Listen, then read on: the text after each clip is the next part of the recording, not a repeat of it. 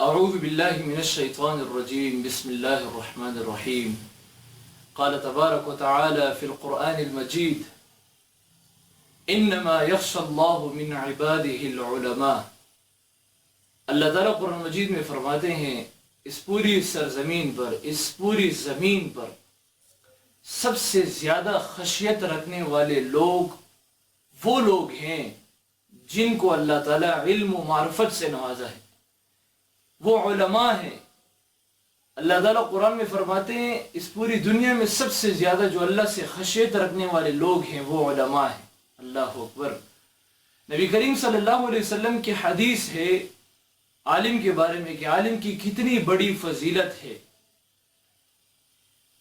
آپ صلی اللہ علیہ وسلم نے فرمایا کہ فضل العالم علی العابد کفضل القمر لیلۃ البدر علی سائر الکواکب۔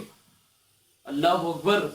کہ ایک عالم کی فضیلت عابد پر اس طرح ہے، اور یہاں پر عابد کی بات ہو رہی ہے۔ عابد عبادت گزار جو ہے، اللہ کا ولی ہے، زاہد و عابد ہے، اس کی بات ہو رہی ہے، عام انسان کی بات نہیں ہو رہی کہ عالم کی فضیلت عام پر نہیں، عابد پر۔ نبی کریم صلی اللہ علیہ وسلم نے فرمایا کہ عالم کی فضیلت عابد پر اس طرح ہے جس طرح چاند کی فضیلت، اور وہ چاند جو 14ویں رات کا چاند ہے، جو اپنے پورے حسن کے ساتھ لوگوں کے سامنے ظاہر ہوا ہے، 14ویں رات کا چاند گول اور خوبصورت۔ لیلۃ البدر علی سائر الکواکب۔ عالم کی فضیلت عابد پر اس طرح ہے جیسے 14ویں رات کے چاند کی فضیلت ان تمام ستاروں پر ہے۔ اللہ اکبر۔ ستاروں کی روشنی بہت کم ہے، بہت کمزور ہے، چاند کی روشنی بہت زیادہ خوبصورت ہے اور نظر آنے والی ہے اور چمکدار ہے۔ تو جس طرح چاند کی فضیلت ستاروں پر ہے، اسی طرح عالم کی فضیلت ان عابدوں پر اسی طرح ہے۔ اللہ اکبر۔ یہ علم کی اتنی بڑی شان ہے۔ اللہ تعالیٰ نبی کریم صلی اللہ علیہ وسلم نے فرمایا، اور ایک دوسری روایت میں ہے آپ صلی اللہ علیہ وسلم نے اپنی طرف نسبت کی کفضلی علی ادناکم، کہ عالم کی فضیلت عابد پر اس طرح ہے جیسے میری فضیلت تم میں سے ادنا پر ہے۔ اللہ اکبر۔ نبی کریم صلی اللہ علیہ وسلم نے اپنی طرف نسبت کی عالم کی کہ عالم کی اتنی بڑی فضیلت ہے۔ اللہ اکبر۔ کاش کہ ہم لوگ علماء کی قدر کرتے، کاش کہ علماء کی آج بالکل جو ہے وہ بہت لوگ ایسے ہیں، بہت سارے لوگ ایسے ہیں جو قدر کرتے ہیں، میں یہ نہیں کہہ رہے کہ نہیں کرتے، لیکن ہمارے پاس علم کی کوئی قدر نہیں ہے، قرآن اور حدیث کی کوئی قدر نہیں ہے، کوئی اہمیت ہمارے دلوں میں نہیں ہے۔ اور آپ یہ بات یاد رکھ لیں کہ جب کسی کے اندر کسی چیز کی قدر نہیں ہوتی تو اللہ تعالیٰ اس چیز کو اٹھا لیتے ہیں، اللہ تعالیٰ پھر اس چیز کو اٹھا لیتے ہیں۔ تو یہ قانون ہے دنیا کا، جس چیز کی قدر آپ کے پاس نہیں ہوگی، آپ کے پاس اس کے لیے شکر ادا کرنے کا آپ شکر نہیں ادا کریں گے تو اللہ تعالیٰ اس چیز کو اٹھا لیں گے، اس کو آپ سے چھین لیں گے۔ تو علماء کی قدر بہت کم کرتے ہیں لوگ، علماء کی قدر نہیں ہے، دین کی قدر نہیں ہے، قرآن اور حدیث کی قدر نہیں ہے۔ اسی لیے آپ دیکھیں کہ حالات ہم پر کس طرح حالات آتے ہیں کہ اللہ تعالیٰ علماء کو بس اٹھا لیتے ہیں۔ نبی کریم صلی اللہ علیہ وسلم نے ارشاد فرمایا، آپ صلی اللہ علیہ وسلم کی حدیث ہے کہ جس کا مفہوم ہے کہ قیامت کے قریب علم کو اٹھا لیا جائے گا۔ یا رسول اللہ صلی اللہ علیہ وسلم، کس طرح علم کو اٹھایا جائے گا؟ کہ وہ علماء کی شکل میں اٹھے گا، جو پختہ علماء ہوں گے دین میں، جو مضبوط ہوں گے، جن کے پاس واقعی علم ہوگا، اللہ تعالیٰ ان کو اٹھا لیں گے، باقی ادھر ادھر رہ جائیں گے، جاہل لوگ رہ جائیں گے۔ اور ایسی نوبت آئے گی کہ علماء اٹھ جائیں گے، جو نیک لوگ ہیں وہ اٹھ جائیں گے، اللہ تعالیٰ ان کو موت ان پر واقع کر دیں گے اور وہ لوگ دنیا سے چلے جائیں گے۔ پھر یہی لوگ ہوں گے جنہوں نے شروع میں تو قدر نہیں کی، اللہ تعالیٰ نے اس چیز کو اٹھا لیا، پھر یہی لوگ ہوں گے کہ دیکھیں گے کہ اب تو کسی کے پاس بھی علم نہیں ہے، تو یہی لوگ ہوں گے کہ پھر جاہلوں کو اپنا بڑا اور سردار بنائیں گے۔ آپ صلی اللہ علیہ وسلم نے فرمایا کہ وہ جو سردار بنائے جن کو خود بھی گمراہ ہوں گے اور لوگوں کو بھی گمراہ کریں گے۔ تو میرے بھائیوں، ہم علم کی قدر کریں، ایسا نہ ہو کہ ہم پر ایسا وقت آ جائے کہ ہم سے اللہ تعالیٰ اسی طرح باری باری علماء اٹھائیں۔ آپ دیکھیں کہ اس پورے ایک سال کے اندر، بلکہ ان چند ماہ کے اندر، یہ چند ماہ تھے، مہینے تھے ان میں سے آپ دیکھیں کہ کتنے کتنے علماء اس دنیا سے چلے گئے. مولانا پیر عزیز الرحمن ہزاروی رحمۃ اللہ علیہ، مفتی نعیم رحمۃ اللہ علیہ، مولانا ڈاکٹر عادل شہید رحمۃ اللہ علیہ کو جو ہے شہید کر دیا گیا، وہ دنیا سے رخصت ہو گئے. اور اسی طرح ابھی حال ہی کی بات ہے کہ رائے کے جو استاذ تھے مولانا عبد الرحمن صاحب رحمۃ اللہ علیہ، اور اسی طرح ہندوستان کے بہت بڑے عالم مفتی سعید پالنپوری رحمۃ اللہ علیہ، بہت سارے ایسے علماء کہ جن کو اللہ تعالیٰ نے اٹھا لیا. اور ان چند ماہ کی بات ہے، چند مہینوں کی بات ہے کہ اس میں یعنی علماء جو پختہ علماء تھے، جو دین کا سرمایہ تھے، جو ایسے علماء تھے کہ جو بنیاد تھی اور جو بہت بڑا کام کر رہے تھے دین کے لیے. آپ سب کو معلوم ہے کتنا بڑا کام کر رہے تھے. اللہ تعالیٰ نے سب کو اٹھا لیا. تو یہ ہماری کمزوری ہے کہ ہم نے علماء کی قدر نہیں کی. خدا کی قسم ہم قدر نہیں کرتے. ہم نے دین کو بیکار سمجھ رکھا ہے. ہم دین کو سمجھ رہے ہیں کہ بس یہ دینداروں کا ہی کام ہے، انہی مولویوں کا کام ہے. خدا کی قسم ایسا وقت ہم پر پھر آئے گا کہ کوئی مولوی نظر نہیں آئے گا، کوئی مسئلہ بتانے والا نظر نہیں آئے گا، کوئی عالم آپ کو نظر نہیں آئے گی کہ آپ اس سے مشورہ کر لیں. سارے جاہل رہ جائیں گے، پھر انہی کے حوالے کر دیے جاؤ گے. تو خدا رے اس بات پر غور کرے کہ ہم علماء کی قدر کریں. علماء کی بہت بڑی شان ہے، بہت بڑی شان ہے. یہی لوگ ہیں پھر آپ کی شفاعت بھی قیامت کے دن کریں گے. حدیثوں میں آتا ہے کہ عالم بہت سارے لوگوں کی شفاعت کرے گا، اور ایسی شفاعت ہوگی کہ وہ شخص جہنم کی طرف دھکیلا جائے گا. اس کے جو جرم ہے، اس کے جو جرائم ہے وہ اتنے زیادہ ہے کہ اس پر جہنم واجب ہے. تو اس عالم کی بدولت اس کو جنت میں داخل کیا جائے گا. یہ کم بات ہے ہمارے لیے؟ اگر آپ کے گھر میں کوئی عالم ہے، آپ کے گھر میں کوئی طالب علم ہے، تو خدا را اس کی قدر کرے، اس کی حفاظت کرے، اور اس کی جو ہے اہمیت کو اس کو جانے کہ اس کی کتنی بڑی اہمیت ہے. اور اللہ تعالیٰ نے آپ پر کتنا بڑا کرم کیا کہ آپ کو ایک طالب علم عطا کیا. آپ کے گھر میں ایک ایسا لڑکا ہے، آپ کے گھر میں ایک ایسا عالم ہے کہ جس کے پاس قرآن اور حدیث کا علم ہے. اور یہ علماء اس طرح نہیں ہے کہ بس اسی طرح بن گئے اور بس عالم بن گئے اور بس 8 سال کے بعد یہ اب لوگوں کو بیان کریں گے. آپ کو پتہ نہیں ہے کتنی مشکلات ان کو جھیلنی پڑتی ہے، کتنے مشکلات اور مراحل سے ان کو گزرنا پڑتا ہے. یہ صبح اور رات کو ان کے باقاعدہ ان کے جو ہے وہ ایک ماحول ہوتا ہے ان کے ہاں کہ اس ماحول اور اس کیفیت سے ان کو گزرنا پڑتا ہے. پابندیاں ہوتی ہیں ان پر. یہ کوئی ادھر ادھر کا کام نہیں کر سکتے. یہ طالب علم 8 سال پورے 8 سال کا کورس ہے. وہ کس طرح کرتا ہے وہ وہی لوگ جانتے ہیں جو مدرسے کے ساتھ ان کا تعلق ہے اور جو کچھ تھوڑا بہت جانتے ہیں علماء کے بارے میں. باقی ساری دنیا فارغ ہے. وہ کہہ رہی ہے کہ بھائی جو ہے یہ علماء بس بن جاتے، عالم بن جاتے. آپ کو پتہ نہیں ہے کہ کشمیر سے والدین اپنے بچے کو، اپنے 15 سال کے بیٹے کو، اپنے 17 سال 18 سال کا بیٹا ہے اور اکلوتا بیٹا ہے اور سب سے زیادہ خوبصورت حسین ہے، اور اللہ تعالیٰ نے ان کے والدین کو مال اور دولت سب کچھ دیا ہے. وہ اس کو وہاں سے رخصت کرتے ہیں یہاں کراچی کے مدرسے میں، اور وہ بیٹا وہاں سے آ جاتا ہے یہاں، اور اسی طرح وہ جو ہے یہاں پر پورا سال یہیں پر رہتا ہے.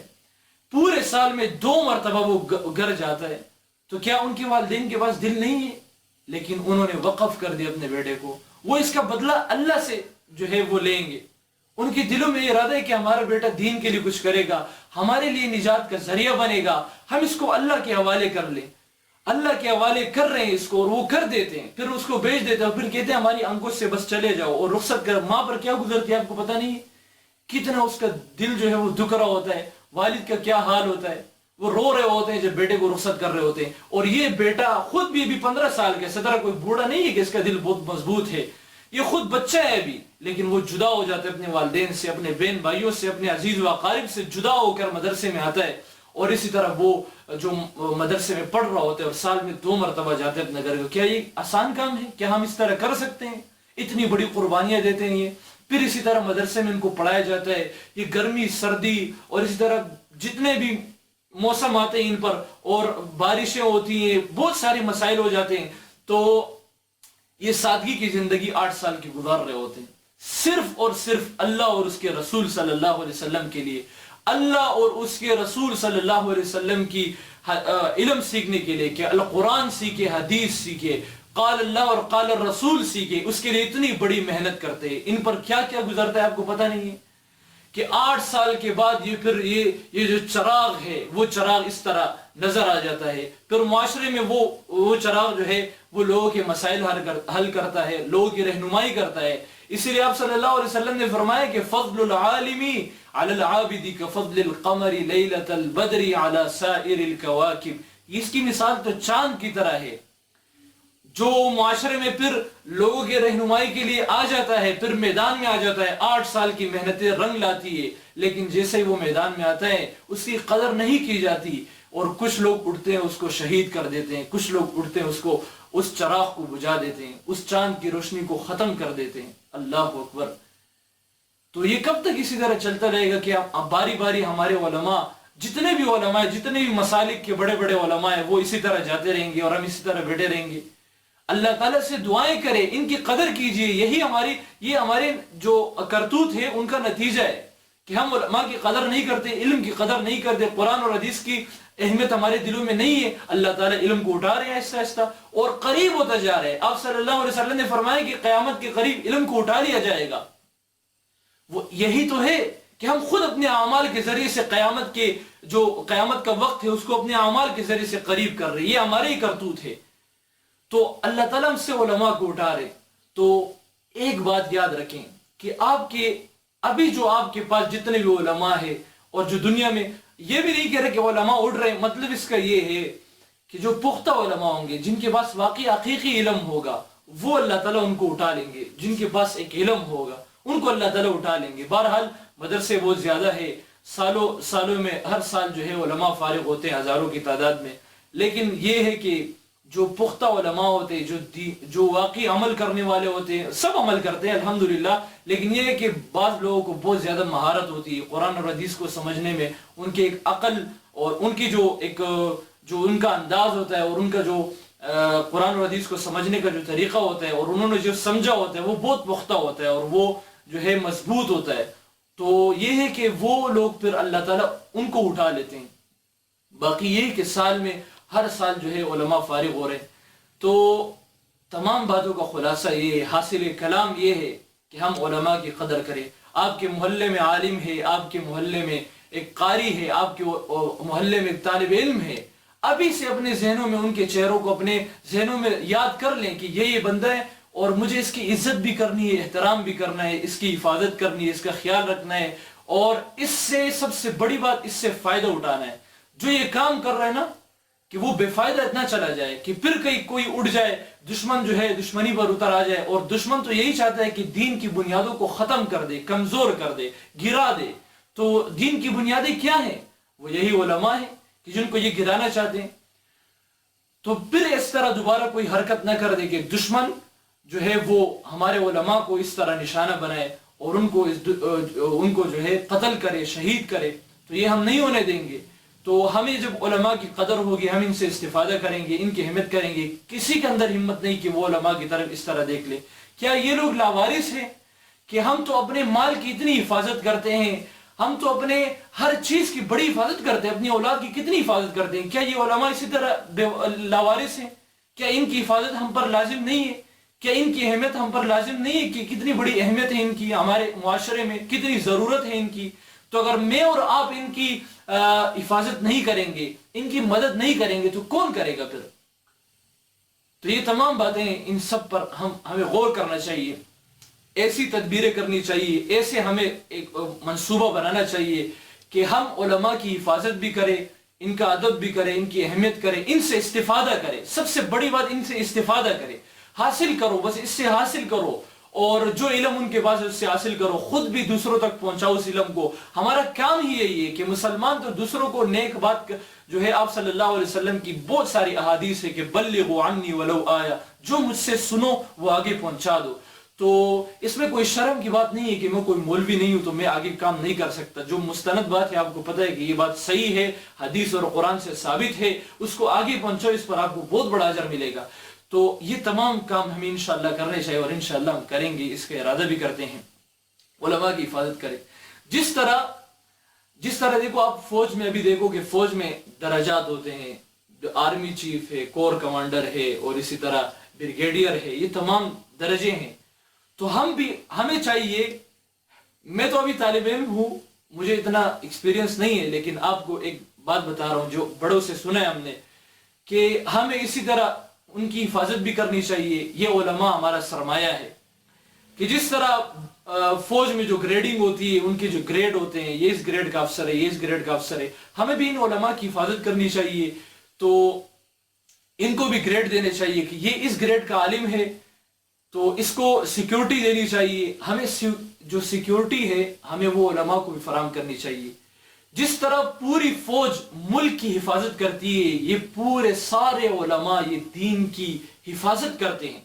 हम इस बात को क्यों नहीं समझते? अगर इन्हीं उलमा को कोई निशाना बनाए, दुश्मन निशाना बनाए, और दुश्मन चाहता भी है कि इस्लाम मगलूब हो जाए और कुफर गालिब हो जाए, और वो इन उलमा को निशाना बनाए, तो आपका दीन तो बाकी न रहा। ये उलमा ये कि जिनके पास इल्म है, जिनके सीनों में कुरान हिफ्स याद है, उनको अगर इन्हीं को गिरा दे तो फिर वही हदीस है कि फिर जाहिली रह जाएंगे और फिर इन लोगों को कुछ मिलेगा नहीं, फिर इधर उधर देखेंगे, फिर ये जाहिलों को अपना सरदार बना लेंगे। तो क्या इस तरह हम पर वक्त आए और हम उसको कबूल करें कि हाँ आ जाए? ये मुसलमान की शान निशान नहीं है कि वो इस तरह करे कि उलमा को इसी तरह लावारिस छोड़ दे। हमें इनको सिक्योरिटी देनी चाहिए, और जिस तरह ग्रेडिंग होती है फौज में और जो इनके अफसरान होते हैं, उसी तरह उलमा में भी ग्रेडिंग करनी चाहिए। ये दीन के मुहाफिज है। जब इनको हम सिक्योरिटी देंगे, इनको हम अहमियत देंगे इंशाअल्लाह, तो फिर किसी के अंदर, दुश्मन के अंदर इतनी हिम्मत नहीं हो सकती कि वो हमारे उलमा को निशाना बनाए। अल्लाह ताला हम सबको इन तमाम बातों पर अमल करने की तौफीक अता फरमाए।